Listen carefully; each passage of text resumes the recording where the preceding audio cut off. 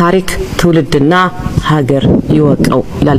እኛ የብልጽግናን ሰራዊት ስንፋለም ጀርባችን በህወሓት ተላላኪ ፋኖንን ባዮች ተወክተናል።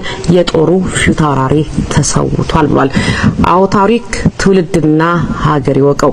በአማራ ህዝብ የህልውና ትግል ውስጥ ፈርቀዳጅ የሆነውን ግዙፉን ክፍለ ጦር ይመራ የነበረው የገብርዬ ክፍለ ጦር ዋና አዛዥና የአማራ ፋኖ ህዝባዊ ድርጅት ጎንደር ጠቅላይ ግዛት እዝ ተቀዳሚ ምክትል አዛዥ ሜጀር ጄኔራል ከፍያለው ደሴ በህወሓት ተላላኪ ፋኖንን ባዮች በሽምግልና ስም ከበባ በመፈጸም ልብ በሚሰብር ክህደት ከጀርባ ተመቶ ሚያዝያ 3 2017 ዓመተ ምህረት ተሰውቷል። በአማራ አይዞ አሁን መጥናናት ነው በቃ አሁን መጥናናት ነው ያለው ሰራዊት መሰብሰብ ነው። እኔ ልንገራችሁ ማልዳም ነግሬዋለሁ።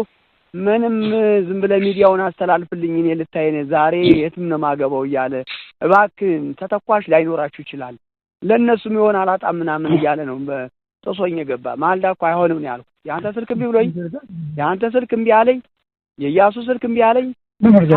ሀብታሙ ሩቅ ነኝ ባለበት ይቆም እምቢ አለ። እየሮጠ ነበር ያነፈነፈ የመጣው። እባክህ በስሜት አትግባ፣ ቆይ ረጋበል ብያለሁ። ቀኑ ደርሶ ነው ዛሬ ማልፋቱ ነው።